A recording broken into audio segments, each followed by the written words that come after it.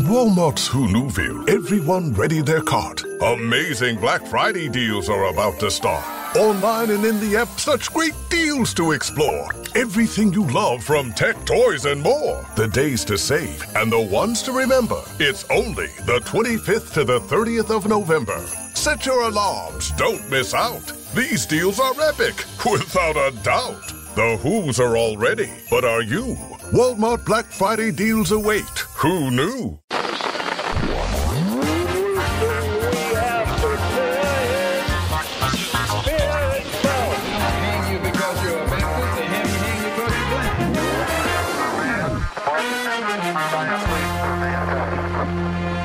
Você está ouvindo o História FM. Liberalismo e fascismo. Essas duas ideologias são um ponto de conflito nas redes sociais, com algumas pessoas colocando elas como antagônicas, outros colocando elas como próximas, mas afinal de contas, o que é que diz a literatura acadêmica sobre isso? Esse é o tema de hoje do História FM. Eu sou Iclis Rodrigues e para conversar sobre esse assunto eu convidei aqui mais uma vez conosco o professor Damian Mello, a quem eu passo a palavra para se apresentar para vocês e depois de se apresentar para falar um pouco do seu lançamento, né, do livro da coleção História FM que ele escreveu. Então, Damian, seja muito bem-vindo. Fique à vontade para se apresentar para o pessoal. Oi, boa, Iclis. Um grande prazer estar aqui de novo com os ouvintes do História FM. Eu me chamo Damian Mello, eu sou professor de História Contemporânea da UF, do Bacharelado de Políticas Públicas, e tenho pesquisado a direita nos últimos anos, etc. E acabei de escrever uma contribuição para a coleção organizada pelo próprio Iclis, né, de História FM, o livro sobre fascismo, né? E, enfim, quero aproveitar aqui para fazer a propaganda um pouco do próprio livro, né? E discutir algumas questões aqui importantes sobre esse assunto das direitas, principalmente as diferenças ideológicas que existem no campo das direitas, né? E a gente começa com esse tópico aí que você me trouxe. Então é isso. Vamos entender um pouco mais a relação dessas duas ideologias, se elas são próximas ou antagônicas, depois que eu der um recado para vocês. Pessoal, tá rolando uma obra no terreno do Iclis e tá difícil gravar no momento. Então faz de conta que essa voz é de uma pessoa real te dizendo que hoje não tem leitura dos nomes dos novos apoiadores. Mas todo mundo que apoiou terá seu nome lido no episódio seguinte, ok? Enquanto isso, se você não for um apoiador, considere a possibilidade de apoiar a gente em apoia.se/obrigahistoria. Ou se quiser fazer um apoio pontual, você pode fazer isso pela chave Pix, leituraobrigahistoria@gmail.com, beleza? Agora sim, vamos pro episódio.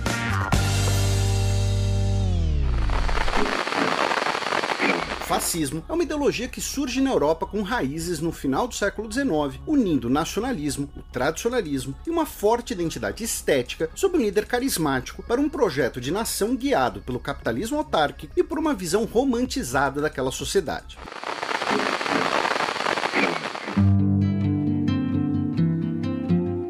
Pra gente começar essa conversa, eu acho que primeiro a gente precisa de definições, né, do que seria fascismo, liberalismo e até conservadorismo, trazendo pra esse balaio que pode ser importante, né? Porque, assim, a gente já tem episódio aqui sobre fascismo, eu ainda tô devendo um sobre liberalismo que eu quero fazer em algum momento, mas de qualquer forma eu acho que é importante a gente ter aqui definições pro pessoal não ser obrigado a ouvir outros episódios para saber do que a gente tá falando. Então, a minha primeira pergunta é: quais são as definições dessas ideologias se a gente pegar a literatura acadêmica sobre o assunto? Bom, eu acho da maior importância a gente começar o papo fazendo esse paralelo, né, entre essas ideologias, justamente para ver onde é que elas se encontram e onde é que elas se separam, né? Eu vou começar pelo liberalismo, né, e vou tomar aqui existe uma vasta bibliografia sobre o assunto, mas eu recomendo bastante, né, já fica aqui como dica de leitura para a galera, né, um livro do José Guilherme Melchior, Liberalismo Antigo e Moderno. O Melchior foi um liberal brasileiro, cara, extremamente sofisticado, um intelectual de direita, né? E tem esse livro é bastante interessante no sentido que ele é uma apresentação da visão liberal, da teoria liberal, das escolas do pensamento liberal, feita por um liberal e que não esconde essa sua posição e com bastante rigor acadêmico, né? E o Melchior, ele defende uma síntese do que seria o liberalismo, defendendo o liberalismo a partir de 3 eixos. E pensando que é uma tradição do pensamento político da maior importância que se constitui, né, se estrutura no contexto do iluminismo, basicamente, né, para a gente não ser anacrônico, né. Então, em primeiro lugar, a base desse pensamento estaria a teoria dos direitos naturais, né, o chamado justnaturalismo, que o próprio Melchior interpreta como a teoria dos direitos humanos, aquela noção de que as pessoas nascem portando direitos, né. E o segundo eixo, totalmente relacionado a esse, é a outra característica importante do liberalismo, que é o constitucionalismo, né. É importante lembrar que o liberalismo surge num contexto de luta contra os estados absolutistas na Europa, né. E a Inglaterra, com o país que constituiu pioneiro no capitalismo na Revolução Burguesa, é um país que se torna um paradigma, né, da estrutura de Estado liberal a partir do final do século XVII, né, e vai ter como seu grande teórico, né, desse contexto o John Locke, né. Então aquela ideia, né, de Estado baseado, ou seja, a legitimidade do Estado baseada na noção de Constituição, isso desdobrado na noção de que as pessoas nascem com direitos naturais, então o Estado, o governo deve ter o seu escopo de ação limitado e esses limites devem ser estabelecidos de forma consensual com os cidadãos, daí o pacto o funcionamento desse tipo de sociedade baseado numa carta constitucional, né? Então isso é um aspecto muito importante do liberalismo no seu aspecto político, né? E como a gente sabe, ou seja, um outro aspecto fundamental da visão liberal de mundo é a defesa do livre mercado, né? A defesa daquilo que a gente pode separar e chamar de liberalismo econômico, que tem na grande obra do Adam Smith, principalmente A Riqueza das Nações, o seu marco fundamental, né? Não propriamente ali que nasce essa ideia de livre mercado, mas, vamos dizer, a melhor defesa, né, no contexto de formação clássica do pensamento. Então o liberalismo surge ali no contexto do iluminismo e o conservadorismo também, né? Então é importante lembrar, né, que o conservadorismo tem como seu pai fundador principal, né, considerado na bibliografia e na literatura, embora isso não seja completamente consensual, depois a gente pode até falar sobre esse assunto, o Edmund Burke, né? E principalmente o texto do Edmund Burke, onde ele critica a Revolução Francesa, né? E ele critica a Revolução Francesa principalmente a partir da ideia de que a Revolução Francesa estaria, né, tentando fazer uma mudança radical na sociedade sem preservar as tradições, e aí a gente entra no ponto fundamental do conservadorismo, que é a defesa da tradição, né? Então a crítica dele à Revolução Francesa justamente é essa, né? Porque é um movimento que se apresenta como um movimento de ruptura, né? E uma obra de engenharia social, e a obra de engenharia social é sempre vista pelo pensamento conservador de forma cética, eles não acreditam, né? A ideia, a base forte do pensamento conservador é a ideia de que a defesa da ordem espontânea, né? que derivaria, né, dessa manutenção das tradições, né? Cabe uma curiosidade, o fato de que o Burke foi do partido Whig, né? O partido que é considerado precursor, né, do Partido Liberal Britânico, né, ao contrário do Partido Tory, né, que é precursor do Partido Conservador, né. Mas é importante lembrar que quando o Burke defende a ideia de tradição, né, de defesa da tradição das instituições tradicionais, é importante lembrar que ele está escrevendo no contexto da Inglaterra, que já é um país estruturado a partir da ideia de constitucionalismo, né? Daquelas ideias que o Locke defendeu, né? Então, o conservadorismo ele defende a manutenção da ordem, ele não é contrário à mudança na sociedade, mas ele recomenda que as mudanças devem ser feitas preservando a tradição, né? Então a gente tem dois pontos, né, importantes, uma síntese bastante rápida que eu estou fazendo entre essas duas tradições do pensamento político que surge ali no contexto do século XVIII, né? E quando a gente está falando de fascismo, a gente está falando de uma novidade ideológica do século XX, né? Mas cabe lembrar também que essas mesmas tradições, antes de eu falar do fascismo, tanto o liberalismo quanto o conservadorismo, né, embora elas tenham esses marcos marcos fundadores do ponto de vista das suas diretrizes, né, do pensamento, inclusive, no caso, esses marcos relacionados à obra de determinados autores, são tradições que são plurais, né, que apresentam, inclusive, evoluções, às vezes, contraditórias. Então, o liberalismo, por exemplo, tem uma tendência do liberalismo que vai se desdobrar principalmente na corrente chamada utilitarista, né, na Inglaterra, e que vai ter como nome muito importante o John Stuart Mill, e que vai ser a tendência do liberalismo, digamos assim, que vai se encontrar e vai buscar se identificar com a noção de democracia, né? Principalmente a noção de sufrágio universal, né? O Stuart Mill, inclusive, chegou a defender o sufrágio feminino, né? Isso é importante porque existe uma outra tendência do liberalismo que é antidemocrática. Isso é um ponto importante que a gente vai desenvolver ao longo dessa conversa hoje, né? E que a gente pode pensar principalmente na vertente vinculada ao darwinismo social, e principalmente no campo do liberalismo, o principal representante dessa vertente que foi o Herbert Spencer, né?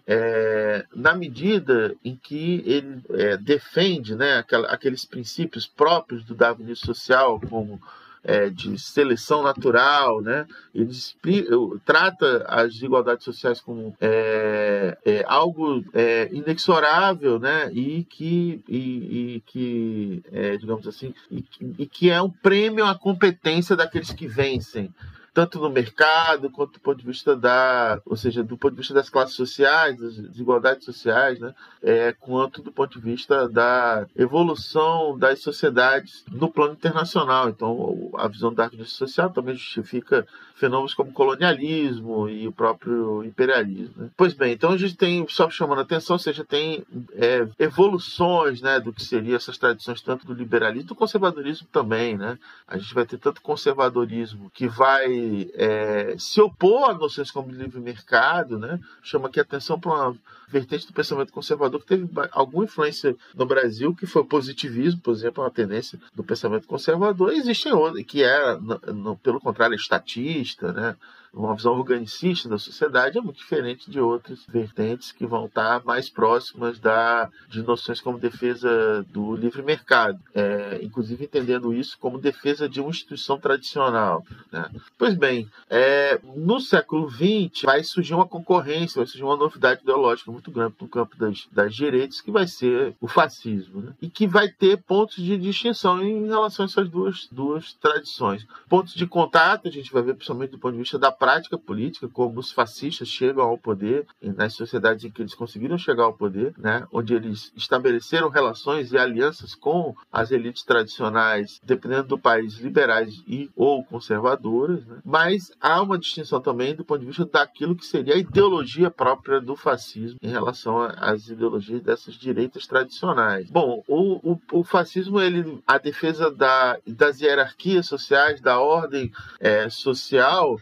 ela identifica com o conservadorismo. Entretanto, o fascismo, ao contrário do conservadorismo, ele representa a novidade, uma direita disruptiva, né? Alguns autores chegam a chamar o fascismo de uma direita revolucionária, na medida que ela se distingue da própria direita tradicional, conservadora, né? Que desconfia completamente da participação das massas populares na política, né? No primeiro momento, se opondo, por exemplo, à extensão do sufrágio ao maior número de pessoas, né? Ou seja, se opondo a um valor que é importante no entendimento contemporâneo do que é a democracia, e depois, uma vez que a extensão do sufrágio se torna um traço inexorável, né? Se opondo à mobilização política, né? Porque a mobilização política de massas, né, estava muito vinculada, inclusive, àquela experiência que nasce junto com, ou pelo menos já existia, mas que vai ganhar um novo significado junto das democracias, que é o movimento operário, que vai também lutar pelo sufrágio universal, assim como o movimento de sufragistas, de mulheres, etc. O conservadorismo repele, portanto, essa participação de massas, essa mobilização e, em certo sentido, a própria retórica populista, que é uma característica importante que aparece no fascismo, né, de sua origem, né? Ou seja, o fascismo é um movimento que faz mobilização de massa, é uma direita mobilizadora, e nesse sentido ela se distingue, né, do conservadorismo. Ela pode ter até alguns objetivos em comum, mas ela vai se distinguir do conservadorismo nessa medida, né? Inclusive na medida em que ela prega, né, a solução violenta, né, o uso da violência como meio, né, de solução de determinados conflitos políticos. O uso da violência tipicamente fascista é diferente do uso da violência que a gente encontra sendo defendida pelos pensadores conservadores, que em geral defende, por exemplo, manobras contra-revolucionárias que se utilizam das estruturas próprias do Estado para efetuar uma repressão política, como o caso dos próprios militares e as estruturas repressivas do próprio judiciário, né, para reprimir tentativas revolucionárias e empreender a restauração da ordem, a restauração das hierarquias sociais.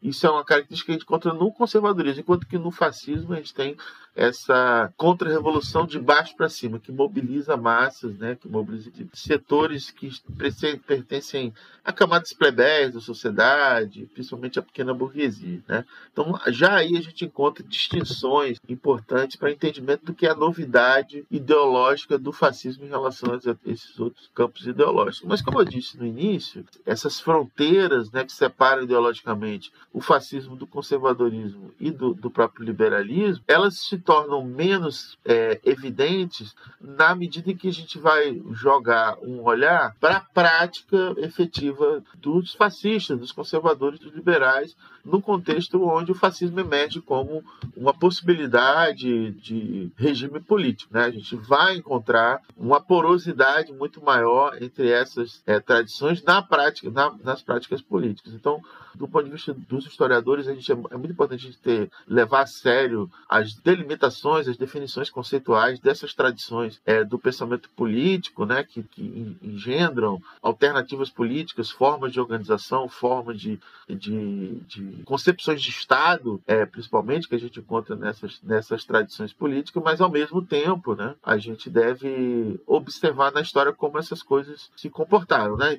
Isso já é uma contribuição que está presente em uma série de historiadores, né, que vem discutindo, né, nas últimas décadas, né, em trabalhos bastante densos, né, como os fascistas chegaram e se mantiveram no poder durante certo período da história do século XX, né, e isso eu trago no meu livro, né, então por isso é uma boa conversa essa que a gente está tendo aqui.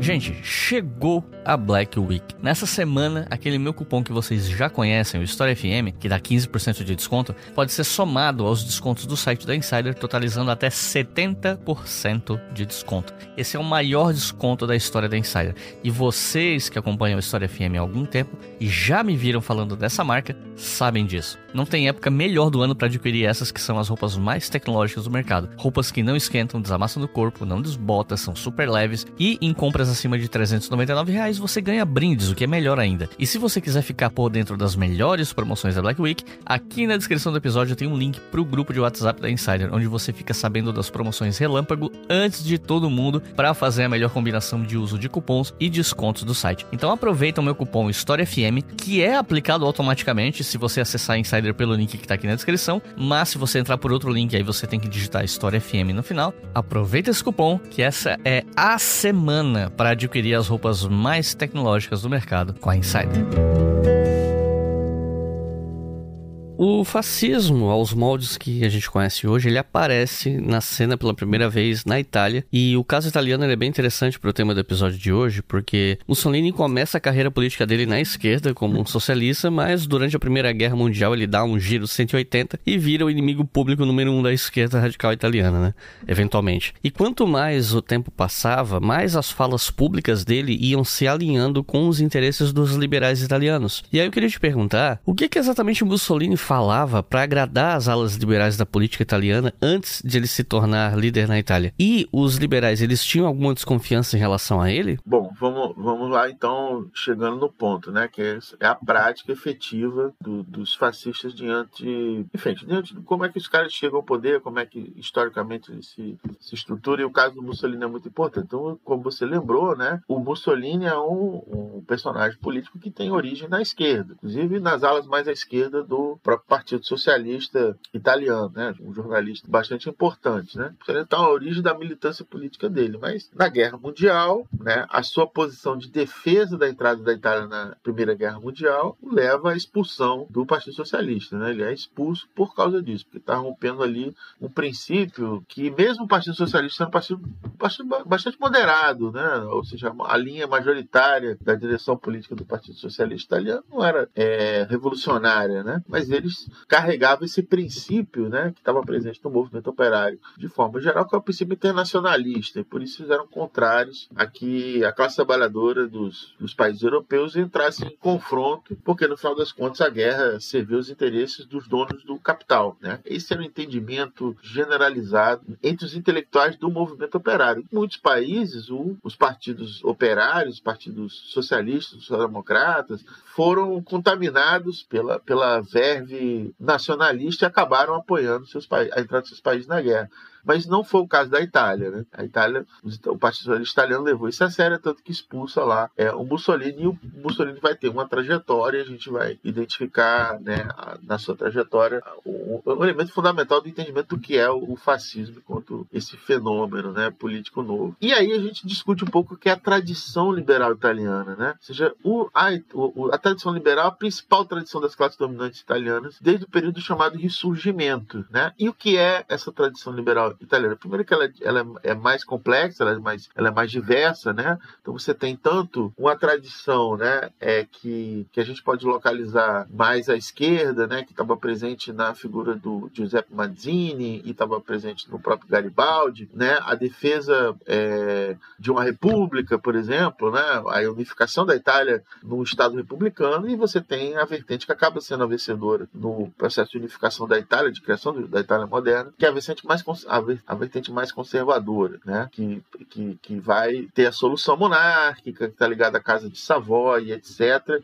e que vai ficar conhecida, né, na história italiana como a direita histórica, né? O liberalismo histórico, né? Então isso é uma vertente importante. Esse grupo, né, que é vitorioso ali no período do Risorgimento, e na segunda metade da década de 70 do século XIX, ele vai ser derrotado por uma ala que aí vai ficar conhecida como esquerda histórica, né? Mas é liberal também, né? Não tem nada a ver com socialismo ainda. Mas que, enfim, vai ter outros elementos importantes que vão constituir o seu pensamento. E vai ter como figura muito importante a figura de Giovanni Giolitti, que foi a grande figura da política italiana na década anterior à entrada da Itália na Primeira Guerra Mundial.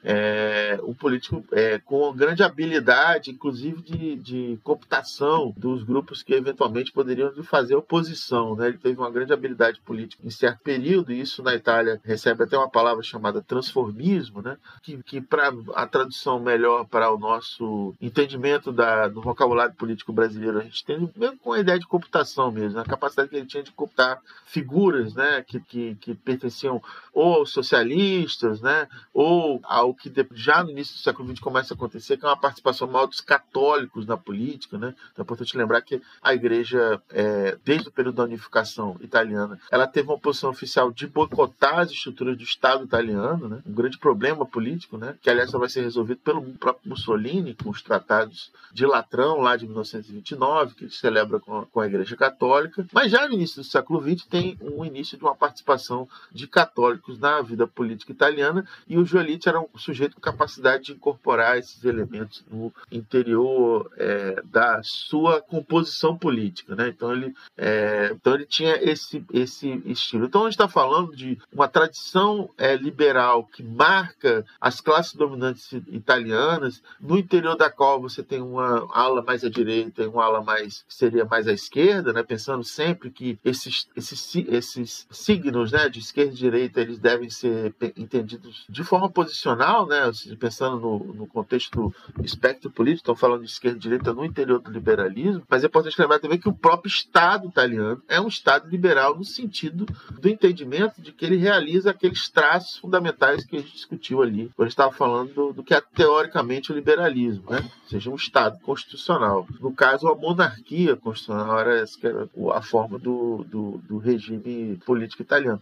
O Giolitti, ele também vai ser responsável pela reforma de ampliação do escopo da participação eleitoral masculina. É de 1913, a grande reforma eleitoral na Itália, que incorpora o maior número de pessoas do sexo masculino ao direito de votar e ser votado. Mas, digamos assim, o grande evento que gera uma entrada maior de setores de massa na vida política, na vida nacional da Itália, sem dúvida nenhuma, é a própria guerra, né? A guerra traz da passividade política setores muito mais amplos da população, num contexto que, evidentemente, não é um contexto democrático, né? É o contexto da própria guerra. Estou chamando a atenção para esse aspecto. A guerra é fundamental para o entendimento do fascismo, e da guerra se desdobra a própria crise do Estado liberal italiano, na medida que é um Estado que, embora tenha participado da coalizão vencedora da Primeira Guerra Mundial, ele vai se sentir desprestigiado na medida em que não vai ter nenhum ganho, né, não vai ter nenhum lucro de guerra, né? Esse que é o ponto. Há aí também, né, em certo sentido, um próprio desgaste, que é um desgaste resultante desse fracasso, né, dessa participação italiana na guerra, um desgaste que é um desgaste das classes dominantes tradicionais, né, dos grupos tradicionais que dominavam a política na própria Itália, o que se combina a um período de grande mobilização política à esquerda e uma grande influência internacional da própria Revolução Soviética, que vai ter um impacto importante dentro do território italiano, com a seção eleitoral do Partido Socialista, que ganha um peso maior, né, na eleição de 1919, e um ciclo de mobilizações do movimento operário, inclusive com ocupações de fábrica no norte da Itália, principalmente na cidade de Turim, e também mobilizações de trabalhadores do campo, né, que vai ser um período turbulento, né, de 2 anos de forte ativação da luta de classes, né, que vai ficar conhecido como o Biênio Rosso, né, o Biênio Vermelho, né, os 2 anos de grande ativação política da luta de classes. Então, perigo do comunismo, período do bolchevismo, né, eles geram pânico nas classes dominantes italianas. Não era só, enfim, uma grande teoria da conspiração, era algo muito efetivo ali, que a luta de classe tinha atingido, vinha numa certa aceleração. Só que todo esse movimento acaba sendo barrado, né? Enfim, essa grande vaga de mobilização, parecia que a revolução estava próxima de ocorrer, uma revolução bolchevique, né? Como era chamada na época, mas ela vai ser minada, inclusive com a colaboração da própria direção reformista do Partido Socialista. E é nesse contexto que emerge o fascismo. Aparece, né, enfim, uma iniciativa do próprio Mussolini, né, convoca a formação desse movimento em março de 1919, declarando guerra ao socialismo, ou seja, declarando guerra à sua antiga organização política, e aí lembrando que nesse contexto agora, depois da Primeira Guerra Mundial, socialismo não é só uma ideia presente no programa de algumas organizações políticas. Ele já está significando algo a mais, que é a identificação de uma forma de uma sociedade que está em estruturação, que no caso é a União Soviética, né? Ou seja, a União Soviética, o termo só surge mesmo em 1922, né? Mas, ou seja, o socialismo ele tá deixando de ser simplesmente uma palavra de um programa político, uma imaginação sobre o que deveria ser um futuro pós-capitalista, e você tem um país no mundo que está se propondo a realizar esse ideal, né? Então, o medo, e com consequências na estrutura social, né? Uma das medidas dos bolcheviques era a expropriação da propriedade privada dos capitalistas. Então, é uma coisa muito efetiva, né? Está sendo colocado. Então, o próprio medo disso é alguma coisa que tem uma importância política muito maior, né? E o Mussolini se propõe a mobilizar esse temor, né? Com a formação desse movimento fascista ali na Itália em março de 1919. Mas esse movimento ele vai começar começa a ganhar importância política efetiva dentro da Itália, principalmente quando a sua característica, que é uma característica fundamental de qualquer movimento fascista, que é o paramilitarismo, né, sua característica de ser um movimento armado, um movimento de característica miliciana, ele começa a servir para setores importantes das classes dominantes para reprimir a esquerda, para reprimir o movimento socialista, seja na área urbana e principalmente na área rural, onde ele começa a se desenvolver efetivamente, né? Ele começa a ser contratado, as milícias fascistas começam a ser patrocinadas por grupos importantes das classes dominantes rurais, e depois isso chega ao meio urbano para que os seus esquadrões, né, pratiquem expedições punitivas para destruir toda enfim, para destruir as possibilidades do socialismo italiano. Significava atacar o próprio Partido Socialista italiano e outros setores de esquerda, que eram minoritários, mas importantes também ali, né? A partir de 1921 tem o próprio Partido Comunista, que é uma dissidência à esquerda do Partido Socialista, né? A gente tem grupos anarquistas também, mas o alvo principal era o Partido Socialista. O que chama atenção era um partido muito enraizado em setores importantes da classe trabalhadora italiana, né? Ou seja, um partido que estava presente só no processo eleitoral e nem só tão somente na vida sindical, na vida dos sindicatos. Era um partido que tinha um enraizamento na organização da vida cotidiana dos trabalhadores italianos, que inclusive organizavam o seu tempo fora do trabalho. Pois bem, o fascismo começa a crescer como movimento miliciano, propriamente dito. Ele começa a ganhar importância como movimento armado, e isso é importante ser dito porque ele só se torna um partido político, né? Vai se formar como Partido Nacional Fascista em 1921. E aí, nesse momento, né, de formação do fascismo, deixando de ser simplesmente um movimento e se tornando também um partido político, né?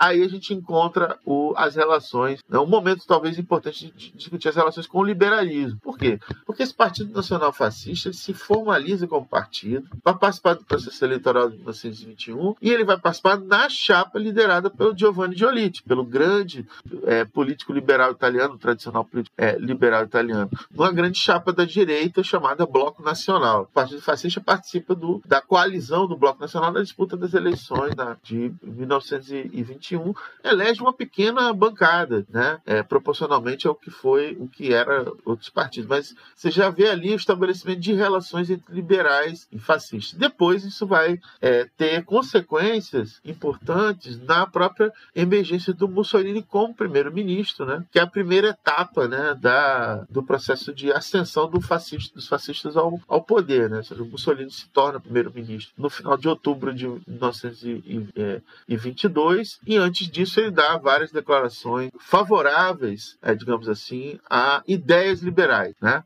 Ou seja, chama a atenção que há um aspecto antiliberal importante no fascismo que deve ser alinhavado na medida em que o fascismo pretende uma ordem política onde ou seja, pode até ser que tenha uma constituição, mas ela vai estar sempre subordinada às vontades da liderança fascista. Ou seja, o movimento fascista sempre vai ser superior à própria ideia de constitucionalização. E evidentemente que isso é uma ideia que não é uma ideia que se acomoda bem ao liberalismo. Embora, e esse é um papo que a gente pode desenvolver bem, muitos setores das elites liberais buscaram, nesse contexto, né, estabelecer boas relações com os fascistas, na medida em que observavam que os fascistas estavam cumprindo uma missão que esses liberais consideravam importante, que era o quê? Que era destruir o movimento socialista italiano, né? Ou seja, proteger a Itália do bolchevismo, proteger a Itália da possibilidade de uma revolução socialista. Então, muitos setores das elites liberais olham positivamente para os fascistas e pretendem, digamos assim, normalizar o próprio fascismo no interior da ordem liberal. Então, quando os liberais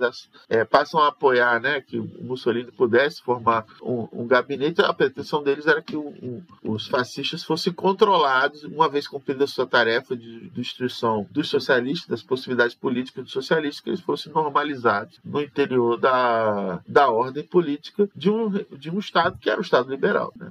Então, tem um período, né, que é um período que a gente pode, na periodização do processo do regime do fascista italiano, chamar a atenção à importância do período entre 1922, ao final de 1922, até 1925, onde não existe propriamente uma mudança no regime político, né, ou seja, da forma de Estado italiano, embora os fascistas já estejam no poder, né? A gente está diante de um governo fascista, mas a gente não tem ainda um regime fascista, né? E é esse um período muito importante, onde você percebe importantes transações entre figuras importantes do liberalismo italiano com o fascismo, inclusive tanto no apoio inicial, né, e depois que vai gerar inclusive uma conversão de setores importantes das elites liberais italianas ao próprio fascismo. Então, só para encerrar esse comentário aqui inicial, né, que já desenvolvi bastante, mas figuras, né, que depois vão se notabilizar pela própria oposição ao fascismo. O grande filósofo liberal italiano chamado Benedetto Croce. Benedetto Croce apoia a ascensão de Mussolini ao poder, né, mesmo quando o governo Mussolini vive uma crise importante provocada por um assassinato de um deputado socialista em 1924, né, o deputado Giacomo Matteotti, que faz uma denúncia da violência usada pelos fascistas num processo eleitoral. E depois dessa denúncia no parlamento, ele é sequestrado e assassinado, né? Isso gera uma crise política importante na Itália, uma expectativa das oposições ao fascismo de que o rei Vittorio Emanuele demitisse o Mussolini do cargo de primeiro-ministro, né? Havia uma expectativa nesse sentido. Ainda ali o Croce continua a apoiar o Mussolini, né? Entretanto, né, depois, né, principalmente a partir de 1925, começa o processo de fechamento do regime, né, e aí você vai ter um descolamento de alguns liberais que vão começar a fazer oposição. Então, já no segundo semestre de 1924, o Croce e outras figuras vão articular o Manifesto de Intelectuais Antifascistas, né, anticulturais não fascistas, né, porque por outro lado, uma figura que era um interlocutor importante do Croce, mas que ele sim vai do liberalismo e abraça e acaba se tornando uma figura importante do fascismo, né? Um intelectual importante que adere ao fascismo, que foi o Giovanni Gentili, que a gente pode falar mais um pouco sobre ele, na medida que ele é muito importante para essa relação, para pensar essa relação entre liberais e o fascismo. O Giovanni Gentili vai tentar liderar e vai organizar um manifesto de intelectuais que apoiavam o fascismo. Ou seja, em torno ao Giolitti, Giovanni Giolitti, vai se formar todo um círculo. O próprio círculo vai ser um círculo que vai representar bem essa adesão de liberais ao fascismo, que vão transitar, né, e vão inclusive tentar interpretar o próprio fascismo como um fenômeno capaz de renovar o antigo projeto de atualização do antigo projeto do liberalismo do período do Ressurgimento, né, o liberalismo da direita histórica, né? Eles vão buscar entender mais ou menos o fascismo nesse sentido e a partir desse discurso vão buscar se identificar e apoiar esse regime. Aqui as coisas que eu estou dizendo sobre esse assunto aqui nesse contexto estão baseadas principalmente no estudo que ainda tem alguns artigos publicados por esse autor no Brasil já discutindo esse assunto, mas tem um livro que vai sair no ano que vem, que é do professor Álvaro Bianchi, professor da Unicamp, que está justamente estudando, que apresenta nesse livro que vai sair dele, essa relação entre esses liberais italianos e o fascismo. Mas eu chamo a atenção também para um outro estudo, também recentemente publicado no Brasil, né, da Clara Mattei, que discute um outro aspecto importante da relação entre fascismo e liberalismo, que é a relação entre os liberais mais identificados com o liberalismo econômico, na medida em que os primeiros anos do Mussolini no poder, ou seja, os primeiros anos do governo, principalmente até 1925, a política econômica implementada é uma política econômica eminentemente liberal. Ela vai estar sendo liderada pelo ministro das Finanças do Mussolini, que foi o Alberto Di Stefani, e apoiada por eminências pardas do liberalismo econômico italiano, né? A gente está falando aqui de Matteo Pantaleone, né, que foi uma figura muito importante do ensino da economia intelectual, muito inserido, né, nos círculos da difusão da própria perspectiva neoclássica, né, digamos assim, na Itália, né, do pensamento econômico. E muitos outros, o próprio Luigi Einaudi, né, que foi uma figura, um liberal, e olha que coisa interessante, tanto o Alberto Di Stefani como o Matteo Pantaleone, eles foram militantes do Partido Socialista, do Partido Fascista, melhor dizendo. No caso do Alberto Di Stefani, alguém que entrou no movimento fascista ainda lá em 1919, no iníciozinho do movimento fascista, né? Ou seja, é um fascista de carteirinha, um membro do que assume a pasta das finanças e implementa uma política econômica que era livre-cambista, né? Transferiu propriedades públicas para o setor privado, empreendeu uma espécie de reforma da Previdência ligado ao sistema de pensões, que era coisa de muito importante ali numa Itália que tinha acabado de sair da guerra. Enfim, uma política eminentemente liberal do ponto de vista econômico. Essa é implementada pelo menos até 1925 ali na Itália. A política de austeridade, inclusive, como mostra a Clara Mattei. Mas você tem figuras, como é o caso do Luigi Einaudi, que era uma figura importante da defesa da visão liberal econômica na Itália, que ele não entra no partido fascista, mas ele é um apoiador daquela política econômica, né? Ele representa também esse lado da defesa do liberalismo econômico, ou seja, que vai estar presente ali naquele momento inicial dos fascistas no poder, né? E a gente pode lembrar também de outras figuras, né?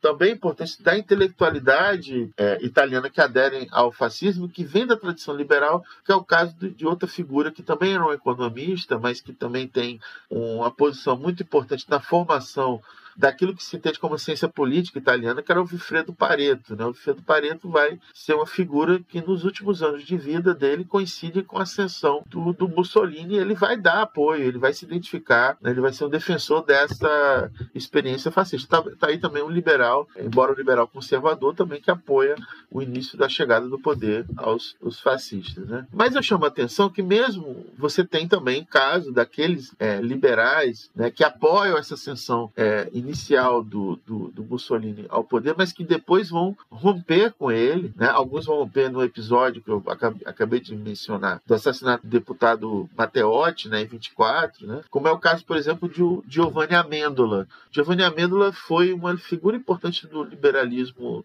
italiano, apoiou a ascensão do Mussolini ao poder a partir do entendimento de que o fascismo tinha uma importância no combate ao socialismo, mas depois vai se colocar na oposição, acaba indo ao exílio e é basicamente assassinado no exílio, né, por fascistas que vão lá e o espancam em Paris, né, alguns anos depois, em 1922, no momento do fechamento do regime. Então você também tem esses liberais que entraram em atrito. O próprio caso do Croce, o Benedetto Croce, que eu mencionei, bom, ele não sofre nenhuma represália física, né, do fascismo, evidentemente, né, até pelo lugar que ele ocupava no mundo da cultura italiana, uma figura muito importante. Mas ele vai se passar, depois desse apoio inicial, vai se passar também a oposição ao fascismo, como eu mencionei aqui, o marco disso vai ser o Manifesto dos Intelectuais Não Fascistas, que é liderado pelo Croce. Mas ele vai ser,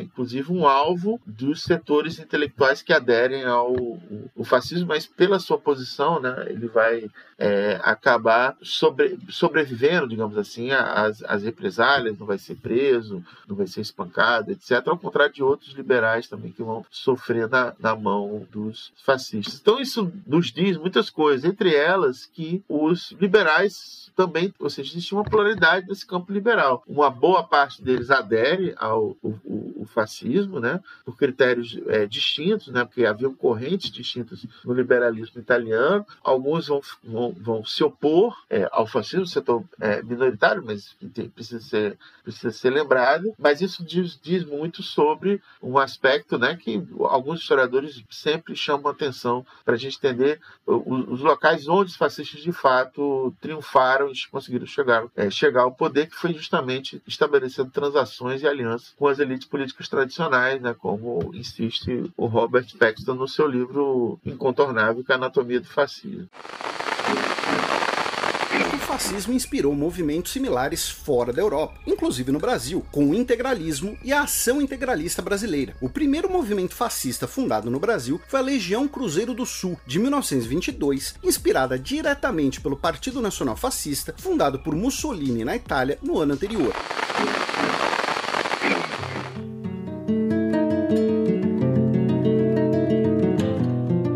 E no caso alemão? Uns anos atrás ficou popular aquela estupidez de que o nazismo seria um regime de esquerda. Estupidez essa que foi apoiada por muito idiota na internet que acha que entende mais de história do que historiador.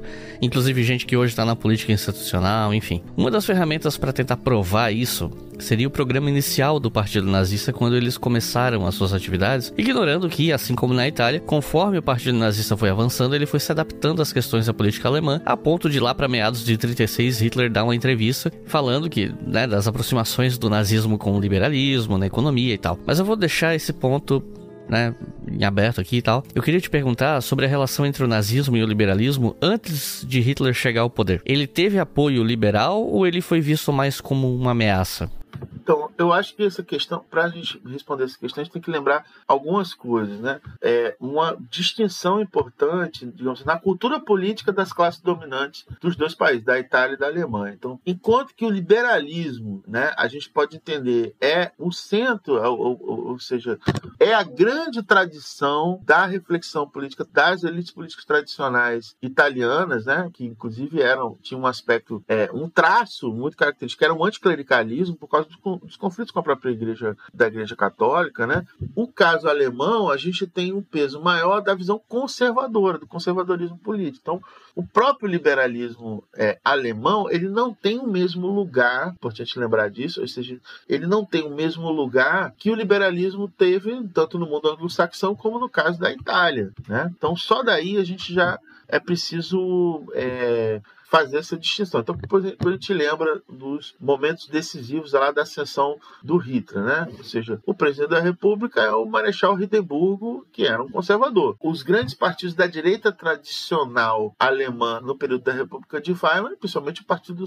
do centro católico, também o partido conservador. Então, você não tem propriamente a visão liberal, não tem o mesmo lugar que tem no caso da Itália, Então, acho que o primeiro lugar é lembrar disso, Segundo, outro aspecto, eu posso até mencionar aqui uma coisa sobre essa questão dessa estupidez de falar de nazismo ser de esquerda, etc. Uma coisa que eu discuto mais nesse livro, no meu livro, é o que é que significa a própria palavra socialismo ali no contexto da cultura política alemã, mas lembrando, que um dos movimentos intelectuais que contribuem bastante, que geram temas e parte do repertório que vai ser importante do Partido Nazista, vai ser o movimento de intelectuais chamado Revolução Conservadora, onde está o Oswald Spengler, Müller von der Broek, enfim, o próprio Carl Schmitt, figuras, alguns vão aderir ao nazismo, outros não, mas olha o lugar que eles buscam se identificar no espectro político, no lugar do conservadorismo, não do liberalismo, Então isso é uma outra coisa importante. Mas você lembrou bem que lá por meados dos anos 30, e a gente está falando do nazismo já no poder, ou seja, você tem toda a evolução do pensamento desses movimentos fascistas, você tem um momento antes da chegada do poder, você tem mudanças na retórica, uma vez que esses movimentos chegam ao poder e passam a ter as tarefas de construção de um regime político. E a gente vai ter uma política econômica bastante curiosa no nazismo, Você tem, em certo aspecto, você tem uma influência de ideias keynesianas, isso é bastante importante na política econômica praticada pelo nazismo, por exemplo, o investimento em obras públicas, construção de estados, que são investimentos estatais no sentido de serem medidas anticíclicas, Você tem planejamento, para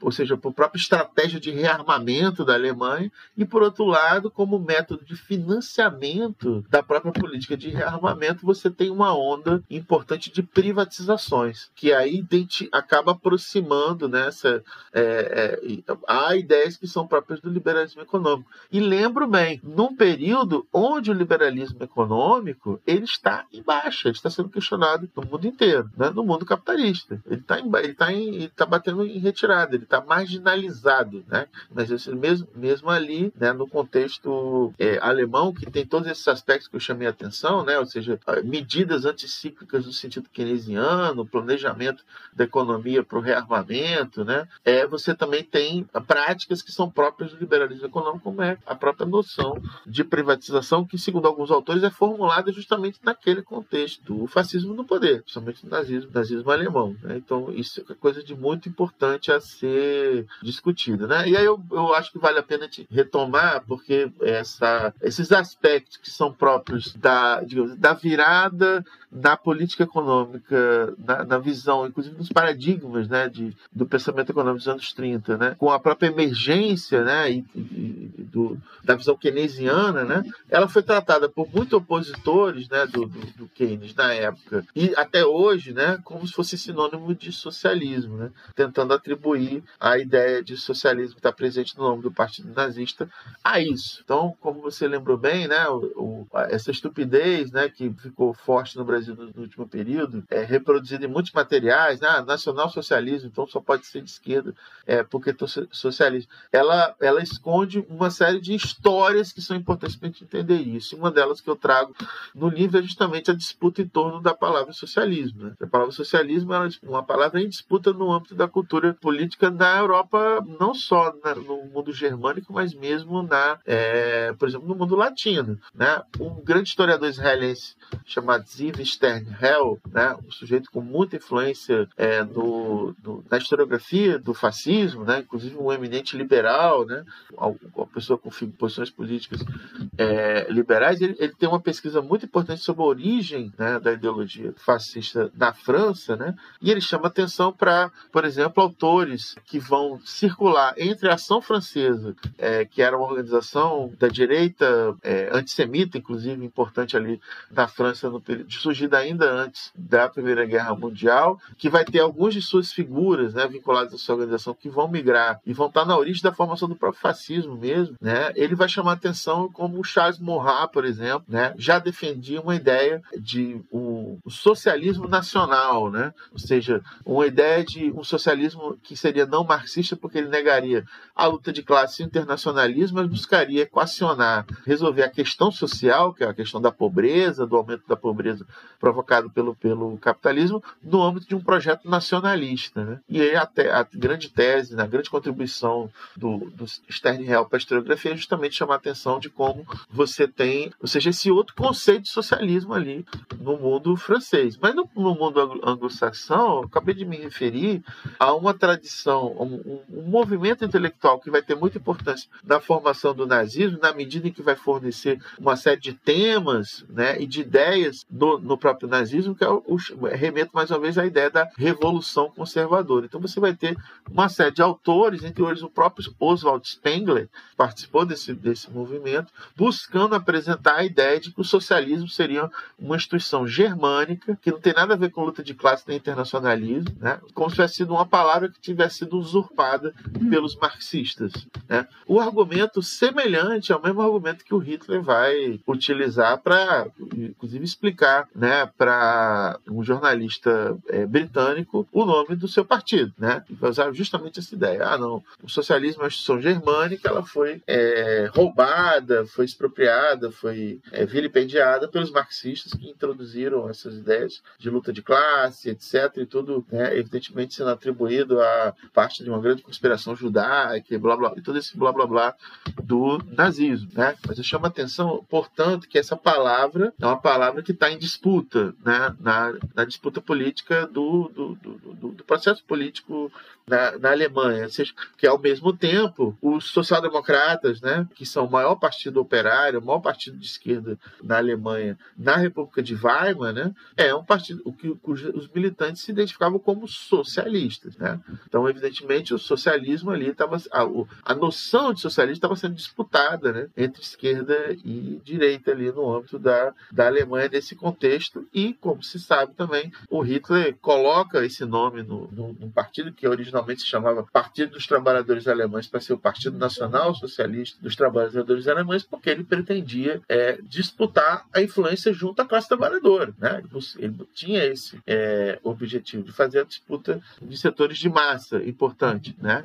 da classe trabalhadora, e evidentemente daí o uso do vermelho, né? E a própria ideia de socialismo, ou seja, da medida em que a ideia de capitalismo está muito desgastada do ponto de vista da sua defesa ideológica, né? Inclusive pela tragédia que foi vivida pelos alemães com a derrota na Primeira Guerra Mundial, né? E todas as dificuldades enfrentadas nos primeiros anos da República de Weimar, né? Então, a ideia de capitalismo estava bastante questionada, né? E evidentemente que, ou seja, você vai ter toda essa manobra dos fascistas alemães, né? Usando o termo socialismo para tentar disputar a influência junto à classe trabalhadora. Curiosidade, no caso, como você apontou muito bem, no caso do fascismo italiano, você tem, de fato, elementos, né, como é o caso do próprio Mussolini, que tem uma trajetória anterior na esquerda, que tem uma militância política na esquerda que migra para uma posição para se localizar naquilo que é o lugar do espectro político do fascismo, que é o lugar da extrema-direita, né? Isso é consensual na literatura acadêmica, né? O nazismo não tem... é um movimento que não tem nenhum grupo significativo que tenha vindo de uma militância da esquerda anterior. Então ele é basicamente um fenômeno que surge ali no próprio cadinho das direitas antissemitas alemãs, né? Então tem um outro tipo de trajetória. Portanto, a ideia é, estudando a história, conhecendo a história desse processo, a gente consegue afastar muito desses espantalhos, né? Entender, né, o significado histórico de determinadas palavras e o que é que elas estão significando naquele contexto e o que é que elas significam do ponto de vista do espectro político, né? O entendimento, né, do que elas representam no espectro político, para a gente conseguir entender que determinadas posições têm sido defendidas hoje no debate público são meras grandes manipulações, né? Que não tem valor acadêmico e científico, né? E eu termino esse comentário aqui, né, tentando aqui trazer justamente esse debate sobre esquerda e direita, o lugar do fascismo, né? E como isso aparece na visão, porque nos documentos fascistas é muito comum, né, que os fascistas busquem apresentar sua posição ideológica como estando para além, né, da própria dia de esquerda e direita, né? Como se fosse uma grande novidade política que ultrapassasse esse tipo de distinção. Mas o discurso fascista, às vezes, ele é contraditório, né? Uma hora os fascistas estão falando isso, né? E outra hora estão assumindo mais ou menos a posição que eles estão mesmo na política, né? Então, por exemplo, eu vou fazer aqui, para encerrar esse ponto mesmo, uma citação de um documento muito importante que foi escrito pelo Mussolini e pelo Giovanni Gentili, embora só tenha sido assinado pelo próprio Mussolini, né, que é a Doutrina do Fascismo, um documento que é publicado em 1932, um momento onde o regime já está bastante consolidado, né, e onde depois de todo um debate importante sobre a definição do que é a ideologia, do que é a doutrina do próprio fascismo, um debate entre os intelectuais fascistas, aparece esse documento que, pelo fato de ter sido assinado pelo Mussolini, tem um lugar muito canônico, né, nas suas definições. Então, abre aspas, o Mussolini fala o seguinte, Mussolini e o Giovanni Gentili, né, falando: sabendo que o século XIX foi o século do socialismo, liberalismo e democracia, isso não quer dizer que o século XX tenha também de ser o século do socialismo, liberalismo e democracia. Doutrinas políticas passam, nações se mantêm. Nós estamos livres para acreditar que este é o século da autoridade, um século que tende para a direita, um século fascista, fecha aspas, né? Então, olha o lugar, né, evidente que o Mussolini está colocando o fascismo, né? Ele está, evidentemente, o localizando no campo da direita. Ao mesmo tempo, chama atenção, porque isso é parte da nossa conversa de hoje, né? E ele também está distinguindo o fascismo dessas tradições do pensamento político que, digamos assim, que segundo ele, né, foram as tradições que pontuaram o século XIX, que é o socialismo, o liberalismo e a democracia, e evidentemente só do campo do pensamento político. Então ele está reivindicando também a sua distinção em relação ao ao próprio liberalismo. Ou seja, você tem momentos onde o Mussolini, eu trago alguns dele no livro, onde o Mussolini reivindica aspectos do liberalismo econômico, né? Outros intelectuais fascistas que buscam apresentar, como é o caso do próprio Gentili, do próprio Giovanni Gentili, o fascismo como uma atualização do liberalismo da direita histórica italiana, como eu já tinha dito, mas isso, em certo momento, a chave muda, né? E aí já se quer apresentar o fascismo como uma completa novidade ideológica e ele é colocado na direita política e é também colocado em distinção dessas outras tradições aí, inclusive do próprio liberalismo. Um dos autores liberais que ganhou muito espaço nas redes sociais na última década foi o Ludwig von Mises. E eu trago o Mises aqui porque em 1927 ele escreveu o seguinte, aí abre aspas para o Mises, né? Não se pode negar que o fascismo e movimentos similares visando o estabelecimento de ditaduras são repletos das melhores intenções e que suas intervenções têm salvo a civilização europeia até agora. O mérito que o fascismo ganhou desse modo para si viverá eternamente na história, mas embora sua política tenha trazido a salvação até o momento, ela não é do tipo que pode prometer um sucesso continuado. O fascismo foi um improviso emergencial. Vê-lo como algo mais do que isso seria um erro fatal. Fecha aspas.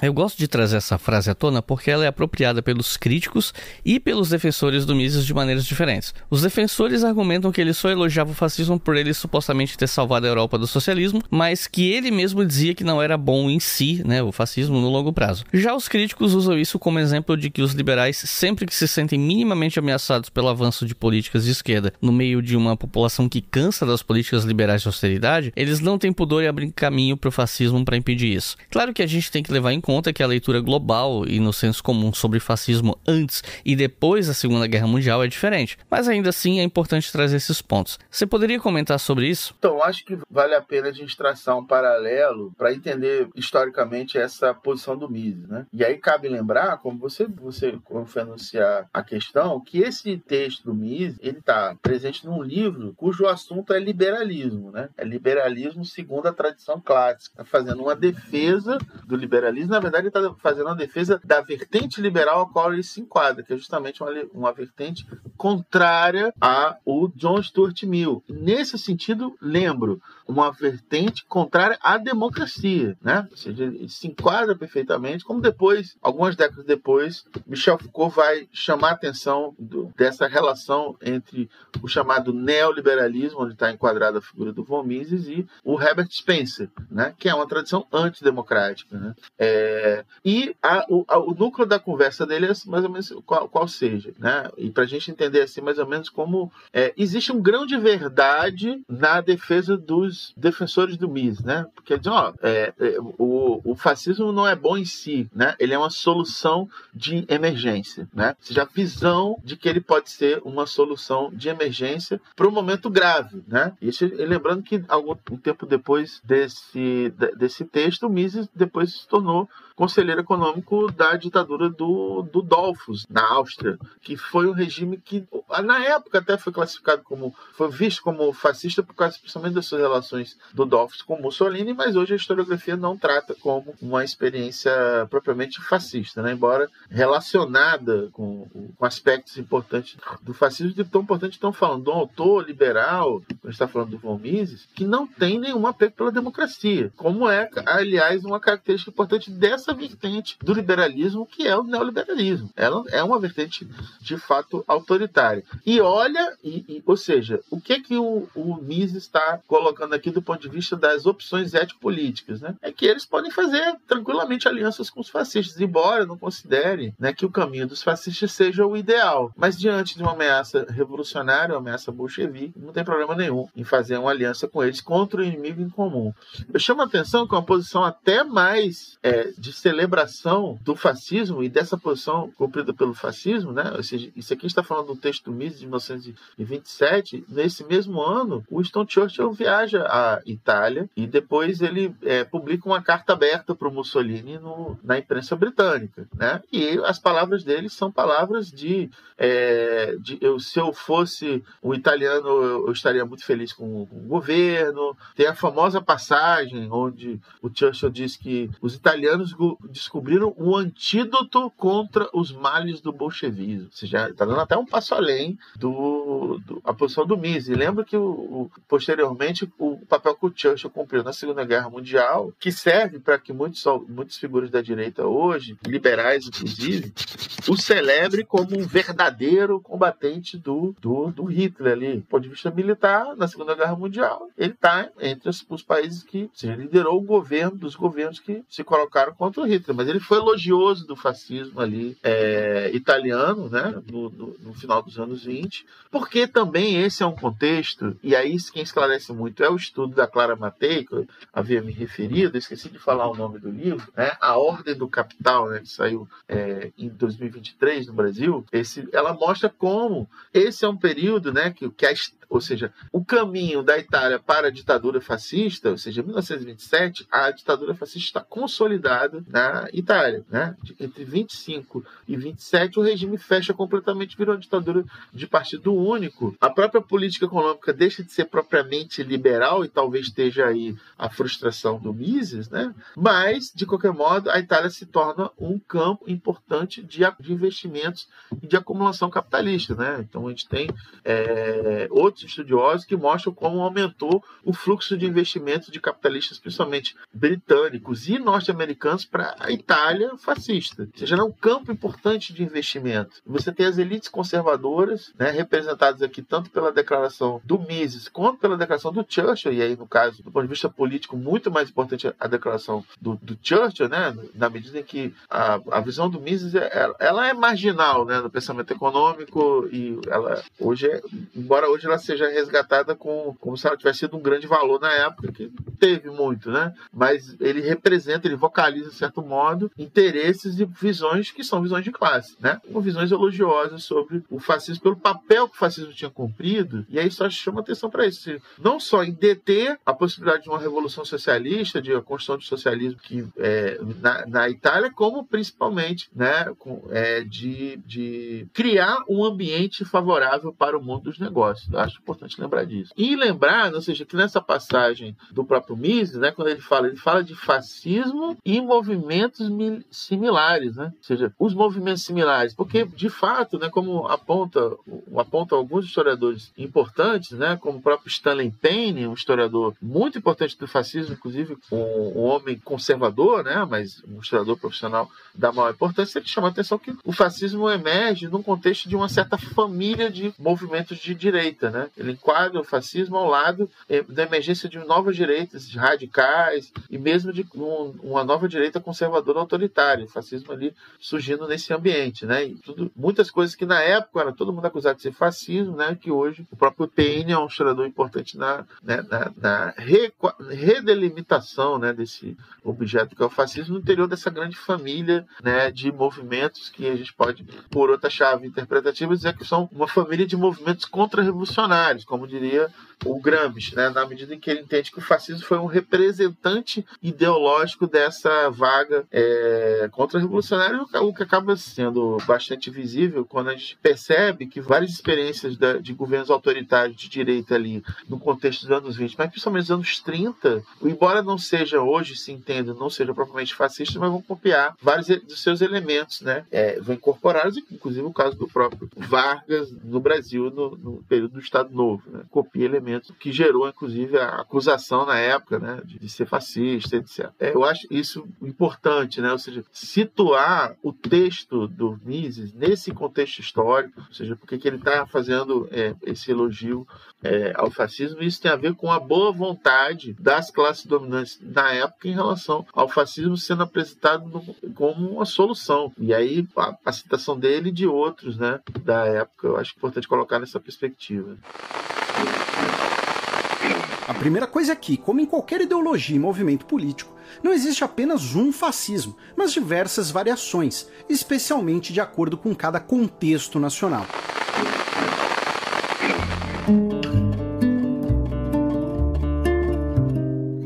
Um outro ponto importante sobre o Mises, ou melhor, sobre o que ele escrevia sobre fascismo, é quando ele diz assim, abre aspas, assim que o primeiro fluxo de raiva tiver passado, sua política, no caso a política do fascismo, né, tomará um curso mais moderado e provavelmente o será cada vez mais com a passagem do tempo. Essa moderação é o resultado do fato de que a visão liberal tradicional continua a ter uma influência inconsciente nos fascistas, fecha aspas. E eu quis trazer esse ponto porque a gente ouviu mais de uma vez na história esse papo de que as instituições da democracia representativa liberal vão domar os fascistas, vão conter o seu ímpeto violento e tal. E o que normalmente acontece não é isso, né? Então, você gostaria de comentar a respeito? Então, olha que coisa interessante, como essa passagem do Mises, essa conclusão dele, é uma conclusão que, ou seja, ele acaba resgatando uma expectativa que aqueles liberais que eu mencionei ali na Itália, em 1922, pelo menos até 1924, tinham em relação ao fascismo, ou seja, que ele fosse ser domado, né? Ou seja, quando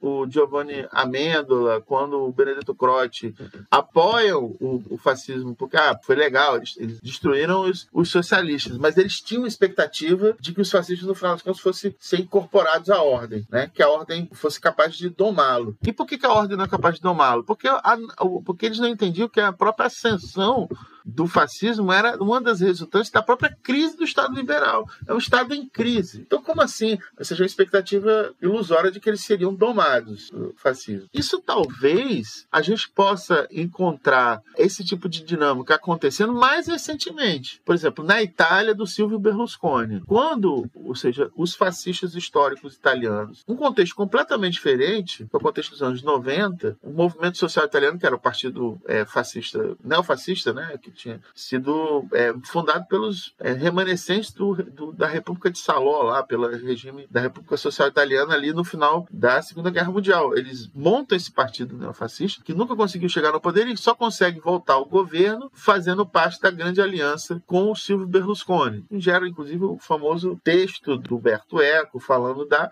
atualidade do fascismo naquele contexto. O que aconteceu com aquele movimento fascista, uma vez que vão participar do governo Berlusconi? Eles foram meio que domados, né?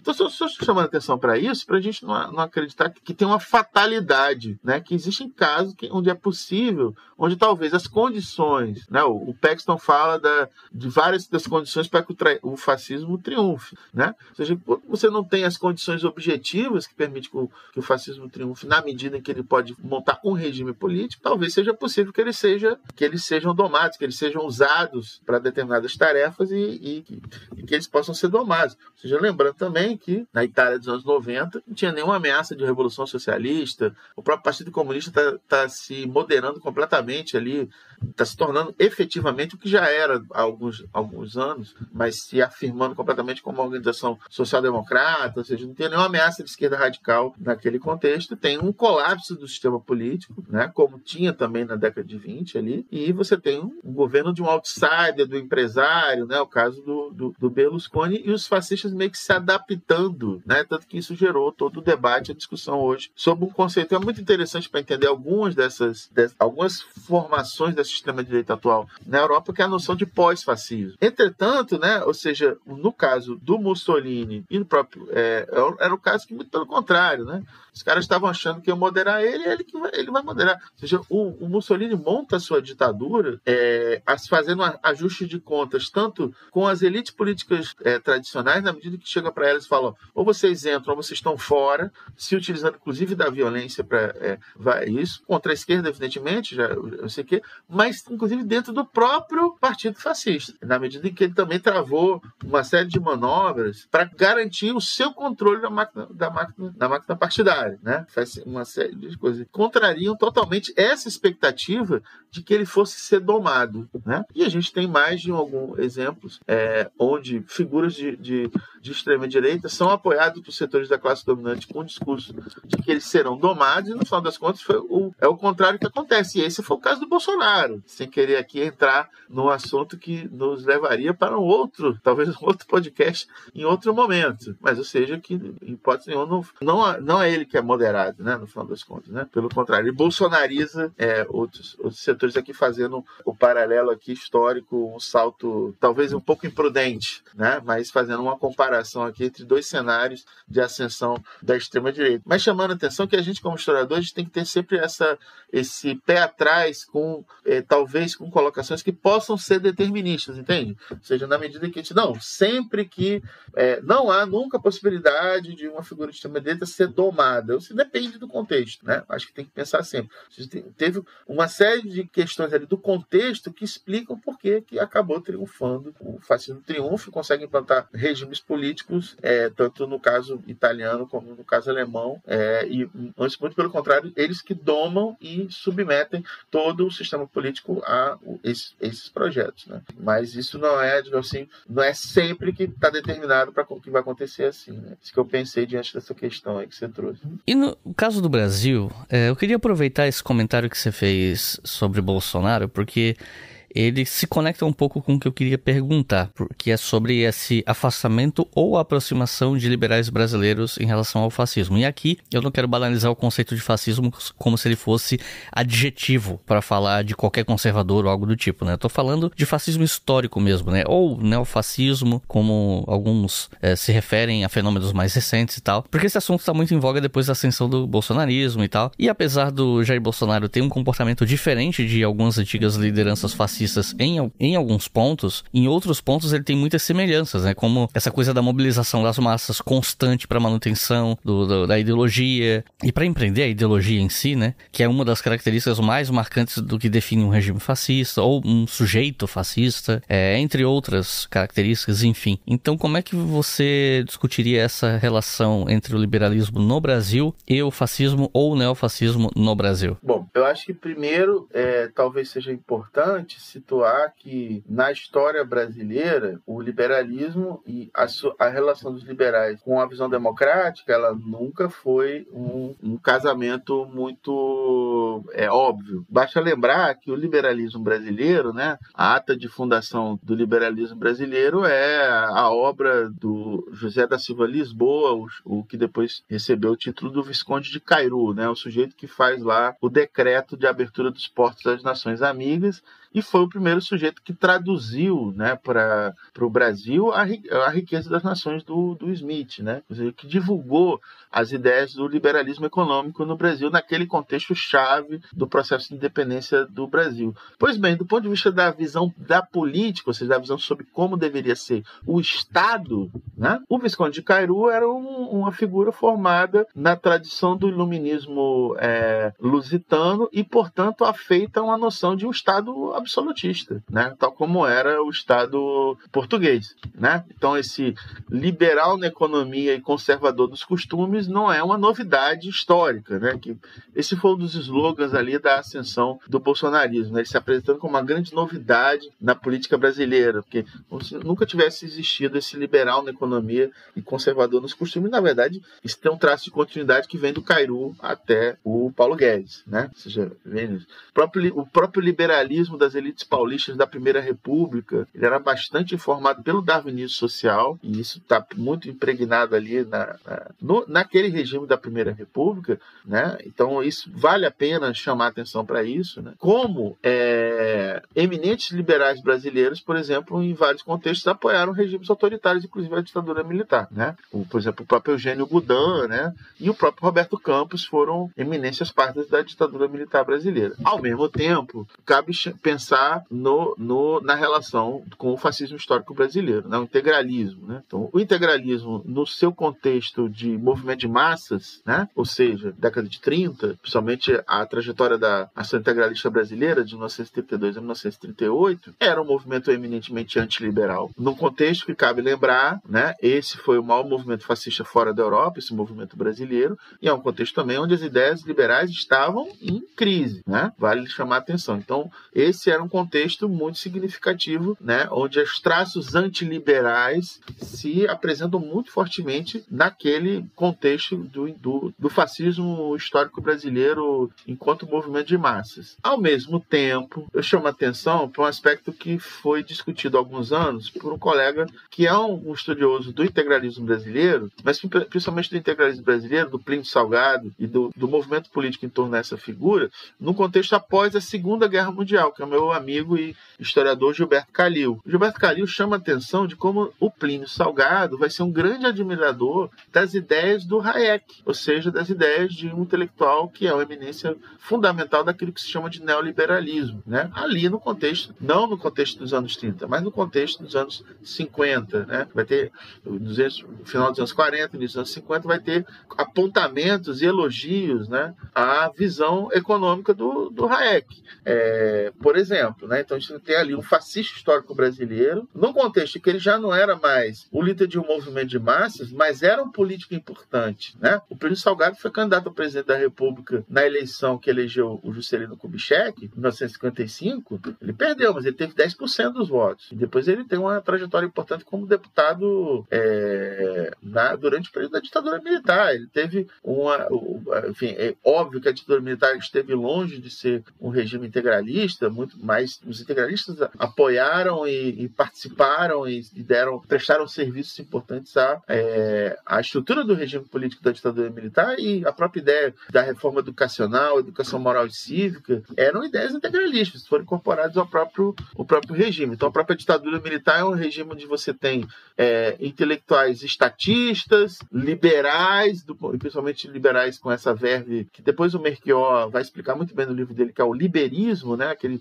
liberal que só está preocupado com a questão do livre mercado, né? A questão do liberalismo político, da liberdade política pode ficar em segundo plano, ou pode só ser importante na medida em que se tenha o liberalismo na economia, né? E gente integralista. O regime teve, evidentemente, um sentido que não foi liberal, né? O caso da ditadura militar brasileira, nem no ponto de vista econômico, né? Mas intelectuais liberais tiveram importância no apoio a esse regime e na participação importante e influente em determinados períodos, como é o primeiro governo Castelo Branco, tem lá a participação do Roberto Campos. Então, eu estou chamando a atenção, fazendo esse comentário panorâmico, puxando a atenção para todas essas determinações aqui, importante para entender que não é essa relação entre esses liberais, figuras como Paulo Guedes e outras figuras em torno a ele, e visões que têm sido debatidas, né, se de fato ou não se adequam a uma aproximação com a noção de fascismo, ou neofascismo, ou pós-fascismo, para entender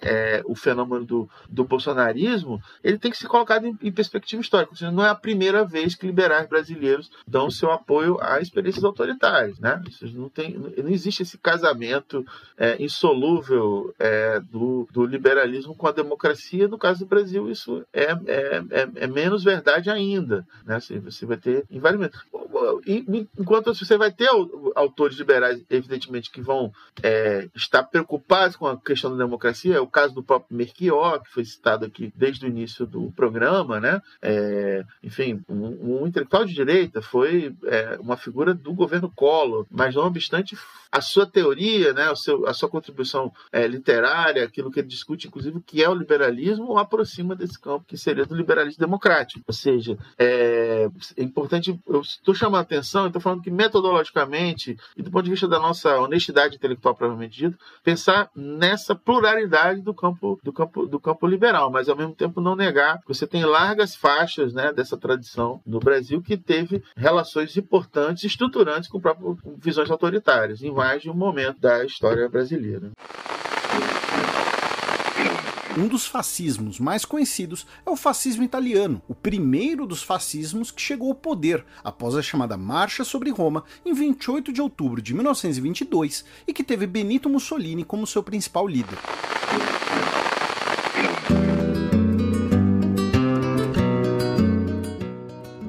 E para terminar, eu quero te perguntar sobre historiografia, porque é o seguinte: diante da ascensão da extrema-direita a nível global nesses últimos anos, muita coisa tem se publicado sobre fascismo, né, no mundo, e aqui no Brasil também, né? Aqui não é diferente. E você está publicando um livro sobre fascismo. Então eu queria te perguntar o seguinte: como é que você se situa de um ponto de vista historiográfico nessa tradição? E o que é que o teu livro tá trazendo de novo? Ou se não tá trazendo nada inédito, mas com que aspectos mais atuais da historiografia sobre fascismo você está dialogando e trazendo nele? Pois bem, a gente gente já teve a oportunidade de conversar mais de uma vez aqui no História FM, né? Eu já apresentei minhas credenciais teóricas em mais de um momento. Eu sou um historiador marxista, né? Eu tenho principalmente influência muito grande do pensamento do Antônio Gramsci, né? E entendo que no contexto do fascismo histórico, né? Do fascismo, as melhores leituras ali da época do entendimento do que era fascismo foram feitas por alguns autores marxistas, embora nem todos, né? Muitos, inclusive, produziram grandes caricaturas e inclusive, esse aspecto que eu acho muito condenável, que existe até hoje, né? Principalmente campos da esquerda, né? De sair chamando qualquer coisa de fascismo, né?